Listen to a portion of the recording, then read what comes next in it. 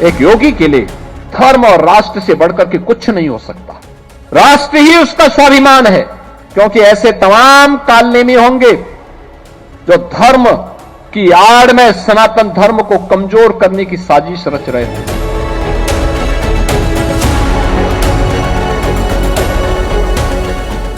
नमस्कार, धर्म ज्ञान के दर्शकों का स्वागत है। मैं हूं आपके साथ कविता राणा। मौनी अमावस्या में शंकराचार्य के स्नान को लेकर जो विवाद हुआ, अब उसके 3 दिन बाद जाकर यूपी के मुख्यमंत्री योगी आदित्यनाथ की भी एंट्री हो चुकी है। जी हां, मैं आपको बता दूं कि मौनी अमावस्या के मौके पर पालकी से ही स्नान करने की रट शंकराचार्य लगाए हुए थे, और जिसके चलते उनके अनुयायी और जो प्रशासन था माघ मेला का आमने सामने आ गया। और 3 से 4 घंटों की इस पूरे हंगामे के बाद अब मामले ने जो कि तूल पकड़ लिया है, और ऐसे में शंकराचार्य वर्सेस योगी सरकार मैदान में है। शंकराचार्य जी का आरोप है कि उनके साथ अभद्रता की गई है, उनको अपमानित किया गया है, उनके अनुयायियों को, उनके शिष्यों को जानबूझकर पीटा गया है, और उन्होंने योगी सरकार पर, यहाँ तक कि माघ मेले के प्रशासन पर भी इस बात का आरोप लगाया है कि उन्हें सार्वजनिक रूप से जिस तरह से उन्हें अकेले ले जाया गया, वो एक उनका उपहास उड़ाने की कोशिश की गई है। अब जहाँ बात आती है कि पालकी से ही यानी कि रथ से ही स्नान करने वाली परंपरा, तो इसमें शंकराचार्य जी का कहना यह है कि ये देखिए अभी की परंपरा नहीं है, बल्कि ये परंपरा आदि शंकराचार्य से चली आ रही है, यानी कि 2500 साल पुरानी ये परंपरा है।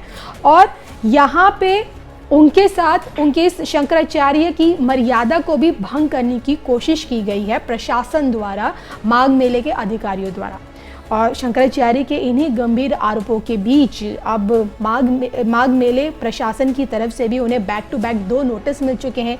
एक नोटिस में तो देखिए उनके शंकराचार्य होने पर भी सवाल खड़े कर दिए गए हैं, और दूसरे नोटिस में उन्हें माघ मेले से निष्कासित या फिर प्रतिबंधित करने की बात कही गई है।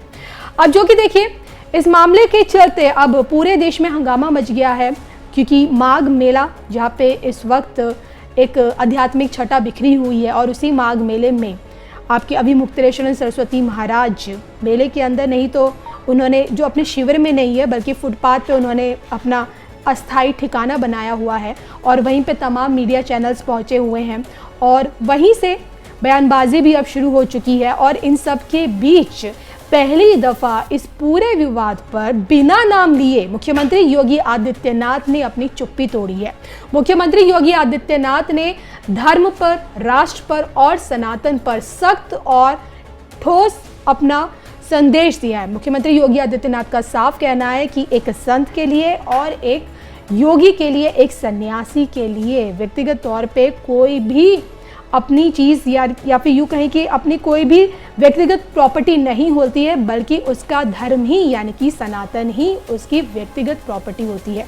इस बार उन्होंने बिना किसी के नाम लिए बताने की कोशिश की कि आज के समय में धर्म की आड़ में सनातन धर्म को कमज़ोर करने की कोशिश की जा रही है, और ऐसे लोगों से समाज को सबसे ज़्यादा सतर्क रहने की ज़रूरत है।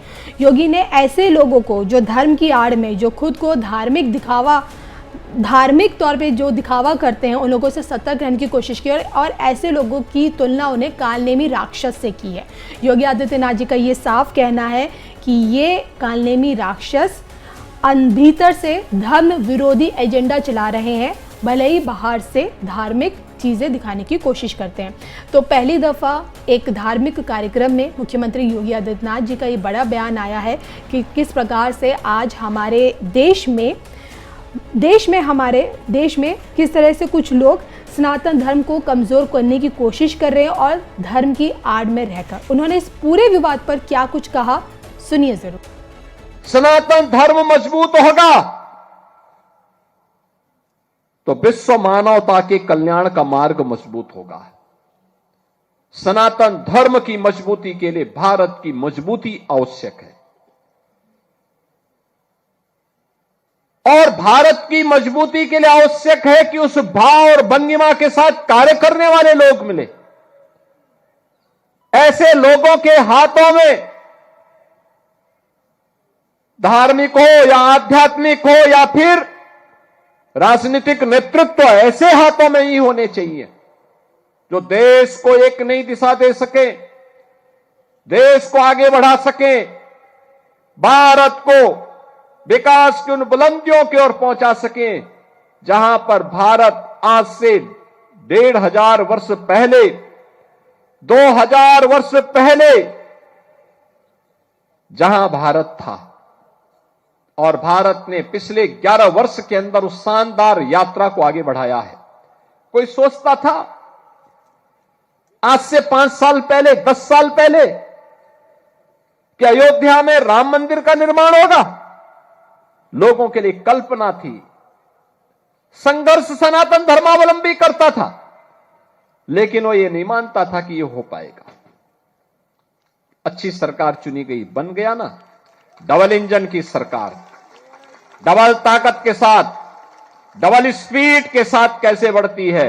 गुलामी की बेड़ियां तोड़ डाली गई, गुलामी के ढांचे नष्ट हो गए। अयोध्या में रामलला का भव्य मंदिर का निर्माण हो गया और सनातन धर्म की ध्वजा पताका उसके ऊपर फहरा रही है। यह है भारत का वैभव जो प्रत्यक्ष दिखता है। कोई सोचता था काशी में, काशी विश्वनाथ धाम, आज से 10 साल पहले कोई जाता था, 10 श्रद्धालु एक साथ आने में कठिनाई होती थी, 50 लोग नहीं जा सकते थे। आज काशी विश्वनाथ धाम में 50,000 श्रद्धालु एक साथ जा सकता है, दर्शन कर सकता है। इस समय 1.5 से लेकर 2 लाख श्रद्धालु प्रतिदिन वहां दर्शन कर रहा है। अयोध्या में 1.5 से 2 लाख श्रद्धालु प्रतिदिन दर्शन कर रहा है। कोई भय नहीं, कहीं कंजेशन नहीं, कहीं पर अफरा तफरी नहीं। और प्रयागराज में समरसता का क्या अद्भुत नजारा है। मौनी अमावस्या में 4.5 करोड़ श्रद्धालुओं ने संगम में स्नान किया। 4.5 करोड़। दुनिया के कई देशों की आबादी 4.5 करोड़ नहीं है, जहां हमारे यहां एक दिन में लोग संगम में, त्रिवेणी में आस्था की डुबकी लगा रहे हैं। यह भारत में ही हो सकता है। ये संतों का प्रताप है, इनकी साधना का प्रतिफल है, राजनीतिक नेतृत्व के द्वारा दिया गया मार्गदर्शन है, और आने वाले हर श्रद्धालु को सुविधाजनक तरीके से उसकी आस्था का सम्मान करते हुए अपने कार्यक्रम को आगे बढ़ाया जा रहा है। पिछला एक सहस्त्राब्दी यानी 8वीं सदी से लेकर के 19वीं सदी तक भारत ने गुलामी की बेड़ियों को और विदेशी आक्रांताओं को झेला है।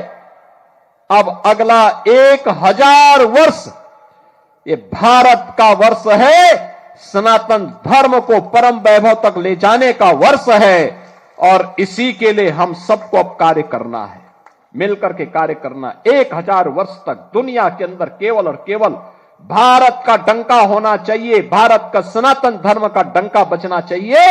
इसके लिए हम सबको कार्य करना होगा।